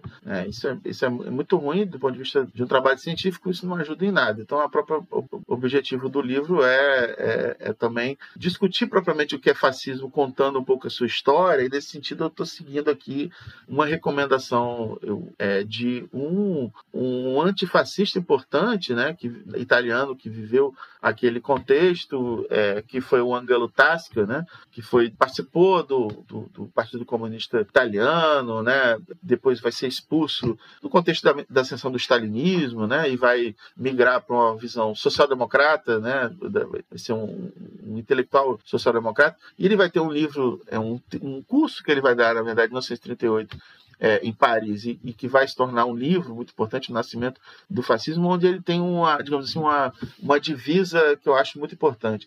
Para conhecer o fascismo é necessário contar a sua história, né? Então sigo muito essa ideia. Essa noção do Tasca influencia o próprio Paxton, né? Ele é citado no livro do Paxton, né? O Renzo De Felice, que foi um grande historiador italiano, inclusive muito longe da esquerda, mas foi um historiador muito importante, que escreveu uma longa biografia do Mussolini, né? Uma biografia que ele começa a publicar nos anos 60 e vai até o último capítulo, o último tomo dessa biografia, só é publicado um ano depois da morte do próprio De Felice. Ele morre em 96 e o livro é publicado em 97, né? Mas enfim, eu estou fazendo toda essa introdução para falar um pouco da historiografia do fascismo, que aconteceu com ela, na medida em que na historiografia profissional a visão que eu compartilho, que é a visão marxista, ela é menos influente hoje em dia. Mas isso não significa que eu vá ler todos os outros autores que não são marxistas, meio que fazendo uma rejeição a priori. Esse cara aqui não é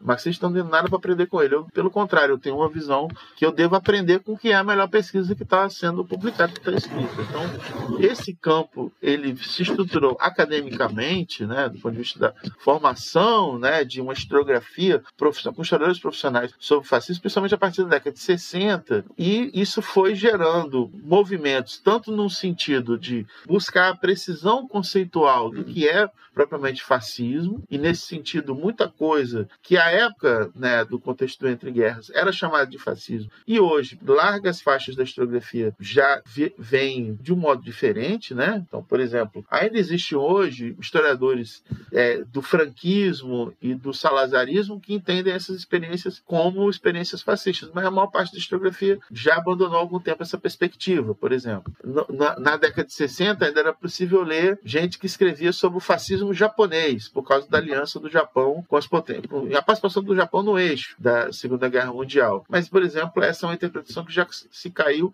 em desuso durante muito tempo. Durante um certo período, a delimitação desse objeto fascismo dava conta de que teria sido um fenômeno basicamente europeu e circunscrito ao contexto do Entre Guerras. Mas depois começou a se pensar que o fascismo não corresponde só às experiências onde ele conseguiu triunfar, chegar ao poder, né, e implantar regimes políticos. Mas também há aqueles casos onde o fascismo surge como um movimento, né, e mesmo que seja um movimento fracassado. E aí, nesses termos, a gente entra naquela que é a perspectiva mais recente que tem influenciado muito as pesquisas, que é um certo resultado do desenvolvimento das pesquisas, mas que acaba gerando bastante influência, que é a perspectiva do entendimento da transnacionalidade do fascismo. Eu me refiro aqui principalmente ao historiador argentino Federico Fickenstein, que tem defendido isso, né, que o fenômeno do fascismo é um fenômeno transnacional, na medida em que movimentos fascistas e ideias fascistas são encontrados naquele período lá do Entre Guerras em vários países do mundo, né? A gente encontra, o caso brasileiro é bastante importante, sempre lembrado, porque o integralismo é o maior movimento fascista fora da Europa,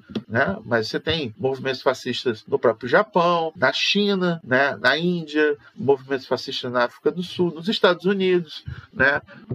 E além daqueles casos de fenômenos, movimentos fascistas na Europa que não conseguiram chegar ao poder pelas vias próprias, pelas contradições internas do processo político interno dos seus países, mas que, em alguns casos, chegaram ao poder na situação específica da Europa ocupada. Há um assunto, inclusive, que eu e você conversamos bastante, na medida que você foi um editor de luxo que eu tive para esse livro, já que você entende um pouco do riscado, e a gente bateu vários papos bons aí para a finalização do livro, e entre eles foi esse, né? Ou seja, o que pensar, por exemplo, do fascismo na Noruega, né? Onde o Quisling era o líder do fascismo norueguês. Ele não chega ao poder pelo processo político interno na Noruega, mas chega com a Noruega ocupada pelo nazismo, né? Então, isso é um caso bastante específico. Mas, de qualquer modo, estou falando aqui de todo um esforço que ocorreu nas últimas décadas de delimitação, tanto geográfica, temporal, mas também conceitual, sobre o que é o fascismo. E no caso conceitual,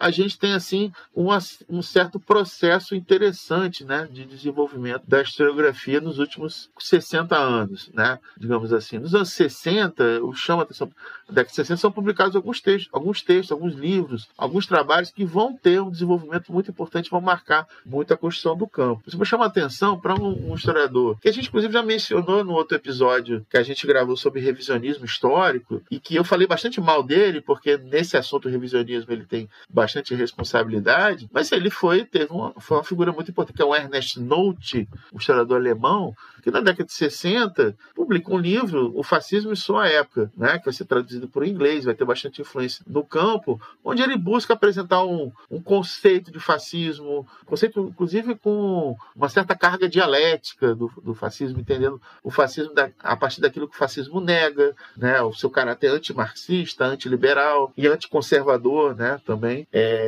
Entende o fascismo inserido numa grande tradição contra-revolucionária, né, e nesse sentido ele inclusive comete o erro de incluir entre o fascismo italiano e o nazismo alemão o caso da Ação Francesa, outros casos também, né? Ou seja, o caso que a Ação Francesa é uma organização que eu já mencionei aqui nesse programa, mas que surgiu antes da Primeira Guerra Mundial, teve membros que depois vão dar origem a organizações fascistas na própria França, mas que em si não seria um caso de fascismo. Mas aparece esse livro do Nolte, é uma contribuição muito interessante. Começa a ser publicada, principalmente a obra do Zevin Sternhell, que eu mencionei aqui, que discute um pouco a origem da ideologia fascista, e ele tem uma hipótese que é bastante controversa, mas ele é bastante sério, né? Então ele chama atenção para o fascismo como uma síntese de influências ideológicas que vinham tanto da extrema-direita, ou seja, no caso da própria Ação Francesa, né?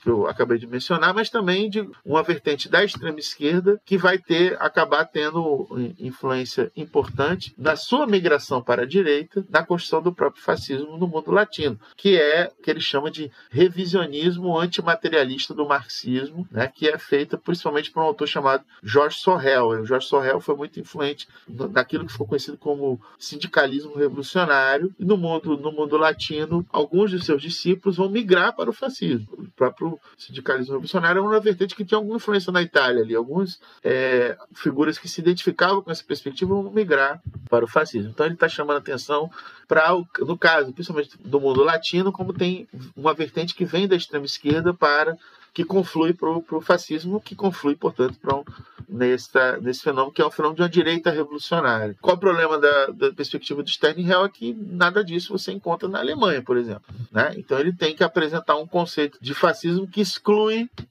o caso alemão do conceito de fascismo. Um troço que tem um longo debate a esse respeito. Então ele é bastante referência no campo de pesquisa sobre o fascismo. O Sternhell ele morreu há poucos anos, inclusive, mas essa ideia de exclusão do nazismo do conceito de fascismo é vista com mais reserva por toda uma vertente mais influente na historiografia. É na década de 60 também que começa a ser apresentado, começa a ser publicada o que eu já mencionei, a grande biografia do Mussolini, escrita pelo Renzo De Felice, né, que foi um grande historiador profissional italiano que tem que trouxe ao longo da publicação dos volumes sobre a biografia do Mussolini, ele foi trazendo assuntos às vezes até polêmicos, como por por exemplo, o grande apoio que o regime do Mussolini teve nos anos 30, né, principalmente entre o Tratado de Latrão 29 e a Guerra da Etiópia, a agressão imperialista do fascismo italiano na Etiópia em 35 e 36, o regime gozou de grande apoio popular. Ele discute isso gerou uma grande controvérsia pública, inclusive na Itália. Então ele teve uma importância grande em estimular o surgimento de toda uma geração de pesquisadores do fascismo na Itália, né? Teve uma influência internacional muito grande. Um grande discípulo dele é o Emílio Gentili, que eu considero um dos melhores historiadores sobre o fascismo italiano, muito melhor do que o próprio De Felice, né? Que tem toda uma pesquisa sobre a ideologia fascista, que no sentido contrário à própria visão do Sternhell, né? Nos anos 60 também começa a ser publicada a obra de um outro autor, que é um alemão emigrado para os Estados Unidos, que é o George Moss, né? Que tem uma pesquisa muito importante sobre o nazismo, né? E quando ele discute como o nazismo ele surge na Itália como parte de ou seja, uma série de entidades que participavam do movimento chamado Folkisch, né? Que também é uma dos desdobramentos de práticas e temas dos intelectuais chamada Revolução Conservadora, que é um movimento que valorizava visões, né? Uma tentativa de apresentar um espírito nacional alemão, né? Que era bastante antissemita, né? Também, ou seja, isso estava muito enraizado ali na cultura alemã, e o nazismo surge um pouco desse tronco. Então, são autores muito importantes, né? nesse trabalho, como também teve importância, por exemplo, os autores, já mencionei esse aspecto aqui, que buscaram desclassificar o próprio franquismo como experiência fascista, à medida em que também chamou a atenção que na Espanha franquista e no próprio contexto da Guerra Civil e depois, vai ter uma organização tipicamente fascista importante, que vai ser a Falange Espanhola. Então aí eu destaco o próprio trabalho do Stanley Payne, né? Que vai ser um historiador desse processo, desse movimento, muito vinculado a essa hipótese, né? Ou seja, desclassifica o franquismo como experiência de regime fascista, mas entende que tem um movimento fascista que é importante ali nos anos 30, no contexto da Guerra Civil, e depois nos primeiros anos do regime, né? O único partido legal do regime fascista é uma Falange, que era um movimento tipicamente fascista. E o Payne também vai ser importante na medida que ele vai publicar alguns manuais, né? sobre fascismo, que são obras de referência até hoje, né? Ele tem um manual que foi publicado em 1980, né? De uma apresentação conceitual do que é o fascismo, e ele traz ali, digamos assim, uma síntese das contribuições de toda essa historiografia que eu mencionei aqui, historiografia dos anos 60 e 70, né? E nos anos 90 ele também vai fazer uma versão mais atualizada desse mesmo livro, chamado História do Fascismo, né? Que vale a pena, né? Na medida em que ele faz um grande panorama, né? E apresenta uma conceituação do que é a especificidade desse fenômeno dessa direita revolucionária que é o fascismo, né? Mas, sem dúvida nenhuma, o autor mais influente nessa trajetória das últimas décadas, né? E que vai propor uma nova síntese dessa historiografia e que vai ter uma pesquisa voltada principalmente para o aspecto ideológico do fascismo, a natureza ideológica do fascismo, vai ser o Roger Griffin, né? Um historiador britânico muito prolixo, né? Tem produzido muito material desde a década de 90 até hoje sobre fascismo. Ele tem um livro de 1991 chamado A Natureza do Fascismo. Infelizmente, toda essa bibliografia que eu estou mencionando aqui, pouquíssima coisa disso tem em português, ou quase nada tem em português. Inclusive esse livro do Roger Griffin. Aliás, o Roger Griffin tem nada em português. Mas a única coisa em português do Roger Griffin é um verbete do Dicionário do Pensamento Social do século XX sobre fascismo, que é da autoria dele, né? Mas os grandes trabalhos dele estão inéditos em português ainda. A gente consegue ler alguma coisa em espanhol, tudo em inglês. E ele tem uma grande contribuição no entendimento no campo, né? Inclusive tem uma revista que ele fundou em 2012 de estudos sobre fascismo, estudos comparados sobre fascismo, que é uma revista super importante hoje do campo, né? Então ele tem a gente pode chamar assim, uma militância acadêmica no campo, né? É o seguinte, que ele é um historiador prolixo, ele busca convencer o campo das suas posições, né? Então ele tem um certo aspecto até cabotino, né? Na medida em que ele declarou que as suas ideias, no final dos anos 90, ele mesmo declarou que as suas ideias teriam formado um consenso no campo de pesquisa sobre o fascismo, né? Essa ideia de que o fascismo é uma direita revolucionária, uma forma específica de nacionalismo revolucionário, que tem sempre no seu núcleo ideológico fundamental, visões de renascimento nacional. Então ele tem super influência, e quero chamar a atenção de que o nosso querido Robert Paxson, um historiador que eu me referi aqui em vários momentos e que é uma grande referência para mim, em certa medida, quando escreve a Anatomia do Fascismo, está, em certo modo, polemizando com a perspectiva do Griffin. O que é o grande contribuição do Paxson, e aí eu falo um pouco dele. Ou seja, é discutir um pouco a prática dos fascistas. É ver como os fascistas, por exemplo, os fascistas italianos, começam como um movimento que era republicano e anticlerical. E 4 anos depois eles estão fazendo acordo com a monarquia para o Mussolini chegar no poder. Depois vão fazer acordo com a igreja. Você tem católicos fascistas, né? Católicos que aderem ao fascismo. Aliás, quando Mussolini celebra o acordo com a Igreja Católica em 29, isso dá um grande prestígio do Mussolini e do fascismo em setores do mundo católico, do conservadorismo católico. Isso vai ter um impacto importante, isso é um impacto decisivo, por exemplo, na própria mentalidade, no próprio pensamento político do Plínio Salgado, né? Que era também um pensador católico. Quer dizer, o que o Paxton chama a atenção é como o fascismo vai mudando de opinião ao longo do tempo. Então, como é que a gente encontra essa ideologia fascista? Ela é muito fluida, né? Então, o livro dele, em certa medida, é uma polêmica no interior desse campo, né? Como é também o próprio livro também do sociólogo Michael Mann, né? Que é um texto está publicado em português, Fascistas, né?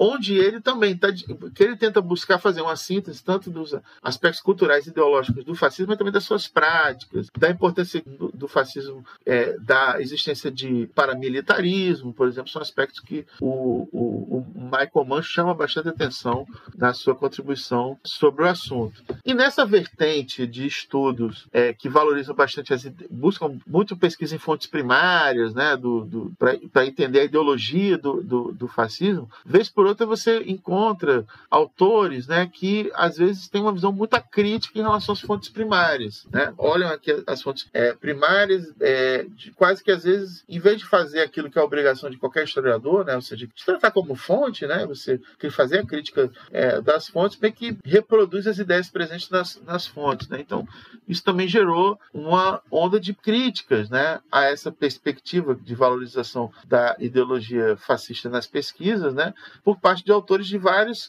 vertentes, inclusive autores marxistas, né? Então, eu mesmo ajudei a publicar no ano passado um livro do historiador marxista britânico do fascismo, que é o David Renton, né? Que justamente faz uma crítica forte, né? Às vezes até erra um pouco a mão em relação à contribuição que essa vertente traz, embora ele dialogue com ela, né? Ou seja, traz para o entendimento do que é o fascismo, né? Ou seja, é claro que é evidente que a gente precisa recorrer às fontes primárias, mas evidentemente que a gente tem que ter um distanciamento crítico em relação a elas, né? E a própria perspectiva transnacional que eu tinha me referido aqui, ela é um certo resultado do desenvolvimento das pesquisas nas últimas décadas sobre fenômenos do fascismo que estão fora do mundo europeu. Então, além do caso brasileiro, que eu já me referi, e que tem uma grande historiografia sobre integralismo, né? A gente tem estudos sobre o fascismo no Chile, no período entre guerras, né? O movimento chamado nazismo, né? Que era o nacional socialismo chileno, né? Um movimento fascista muito influenciado pelo nazismo, né?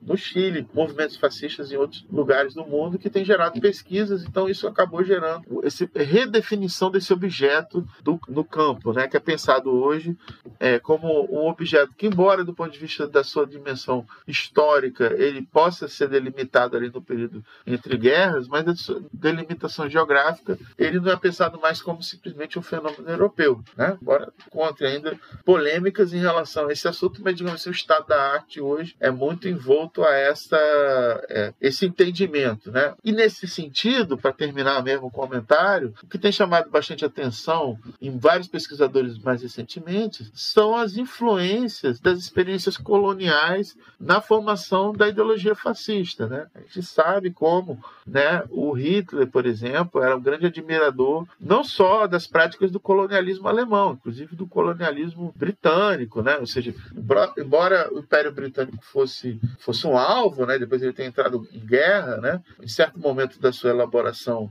intelectual, né, o o Hitler chegou a pensar na possibilidade de uma aliança, né, com o Império Britânico contra a União Soviética. E toda a visão estratégica do nazismo traz sempre visões, né, imagens que são tipicamente do processo colonialista, né, ou mesmo da influência da experiência específica da formação dos Estados Unidos da América, né, quando a gente, por exemplo, lembra daquela famosa passagem que eu trago no meu livro, né, do Hitler pensando na invasão à União Soviética, e a frase dele segundo a qual o rio Volga é o nosso Mississippi, né? Ou seja, na medida em que o processo de expansão territorial dos Estados Unidos da América depois da independência foi um movimento para além do Mississippi, né? Ultrapassar o Mississippi e a grande vaga para o oeste, ela teve evidentemente um aspecto colonialista, né? Na medida em que foi colonização de um território e de expulsão e de assassinato, né? Da população indígena que ocupava aquele território, né? Então essas ideias, né? O próprio sistema de Jim Crow influenciou o Hitler, né? Ele olhava o Crow no sul dos Estados Unidos de segregação racial como exemplo de metodologia de segregação racial, né? Então esses aspectos, sem falar da visão do projeto colonialista do fascismo italiano, né? Muito com práticas importantes, inclusive o próprio caso que é o auge, né? Inclusive do apoio interno, que é a agressão à Etiópia, né? Ou seja, chama atenção para algumas pesquisas têm chamado a atenção para essa fonte, né? Da visão fascista, que é a visão colonialista, que evidentemente ela não foi só uma referência para o fascismo, né? Foi uma referência para outros projetos também tão colonialistas quanto, né? Então, digamos assim, se a gente pudesse fazer um comentário final, assim, um pouco sobre como caminha a historiografia, né? Quais são os temas que mais têm influenciado a historiografia no último período, né? E como ela tem visto, né, o conceito de fascismo, é um campo rico, né, com controvérsias internas, com pesquisas que têm ajudado bastante a gente no entendimento cada vez mais preciso desse fenômeno, e que hoje, né, tem sido também movida por um interesse das contradições do mundo do tempo presente, na medida que a gente está diante de um cenário da política internacional de ascensão das extremas-direitas, e que há sempre, né, tanto de forma adequada como também muitas vezes inadequadas, afirmações sobre determinados desses fenômenos como se fossem recriações do fascismo. Em alguns casos com alguma justeza, e em muitos casos como simplesmente imagens hiperbólicas que têm simplesmente um aspecto de polêmica, né? E não de algo realmente sério que valha uma pesquisa, né? É por aí que estamos, né, digamos assim. Aliás, vale lembrar, cá entre nós, que a Thatcher era uma apoiadora incondicional do Pinochet, mesmo depois de todos os crimes dele contra a humanidade terem vindo à tona.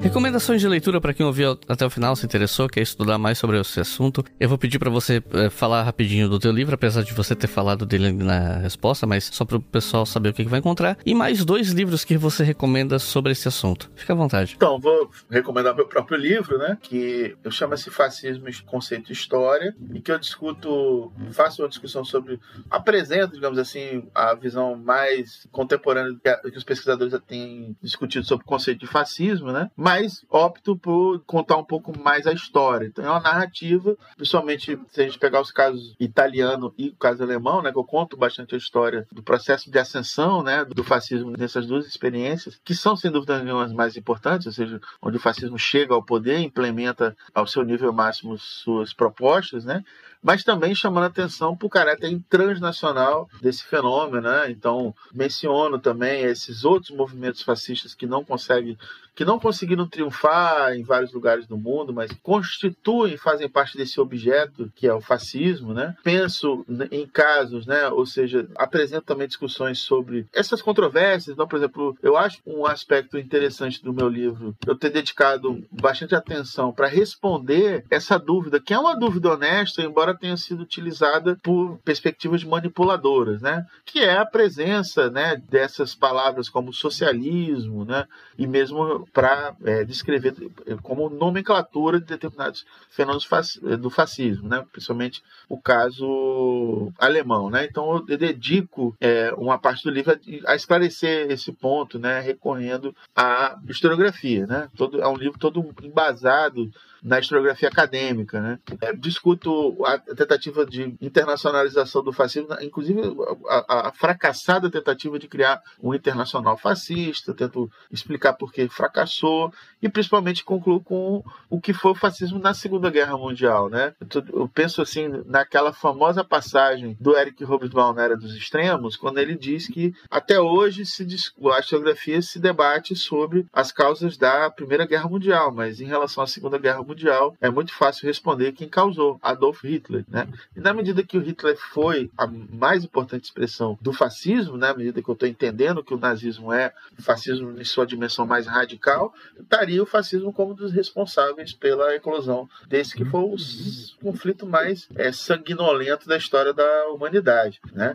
E eu falo um pouco do fascismo na guerra, né? O capítulo dedicado ou seja, como é essa experiência do desenvolvimento que gera inclusive o fim do próprio fascismo histórico nesse sentido. E por fim discuto a atualidade desse assunto, ou seja, lá na década de 60, como eu mencionei, quando começa a se desenvolver uma historiografia profissional sobre o fascismo, era muito comum que a expectativa fosse que era um estudo sobre um fenômeno datado. O próprio título do livro do Ernest Nolte dava conta disso. O nome era Fascismo em Sua Época, então era um assunto do passado, né? Hoje a gente não tem mais essa segurança, né?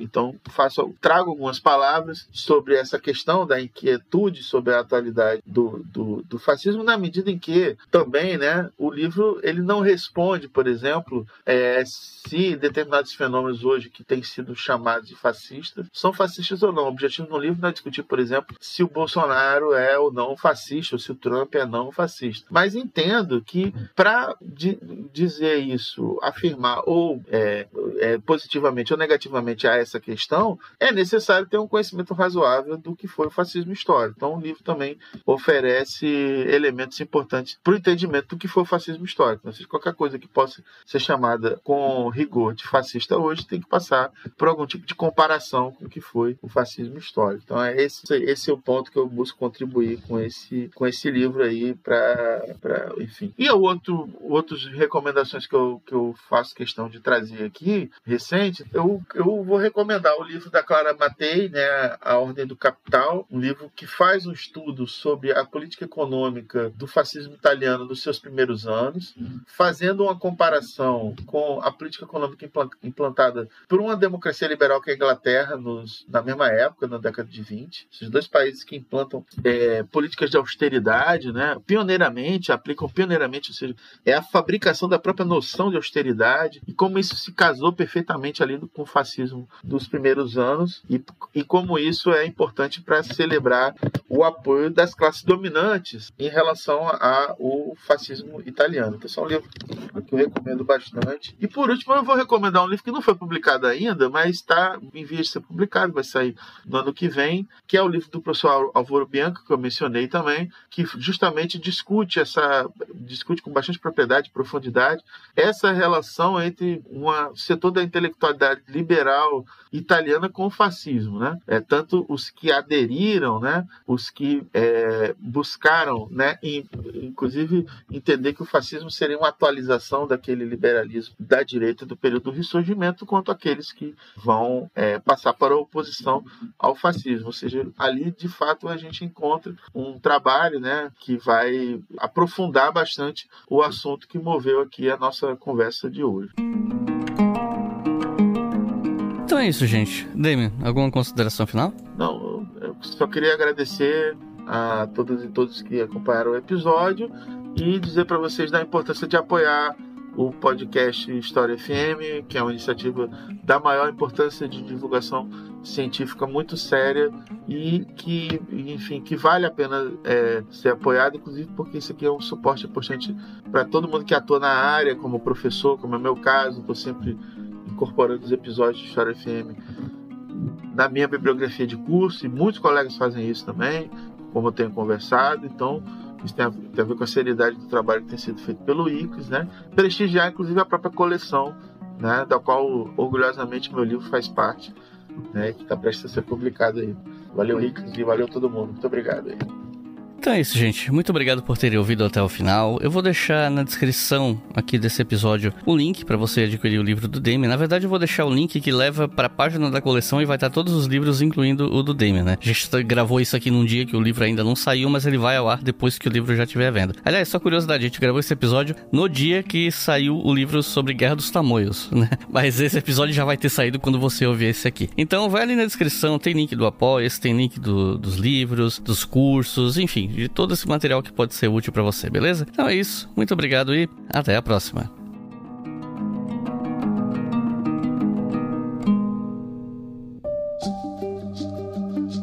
O História FM é uma produção do canal Leitura Obriga História. Apresentação, Iclis Rodrigues. Edição, Samuel Gambini. Roteiro, Iclis Rodrigues. O financiamento deste programa é realizado pelos nossos colaboradores em apoia.se/Obriga História.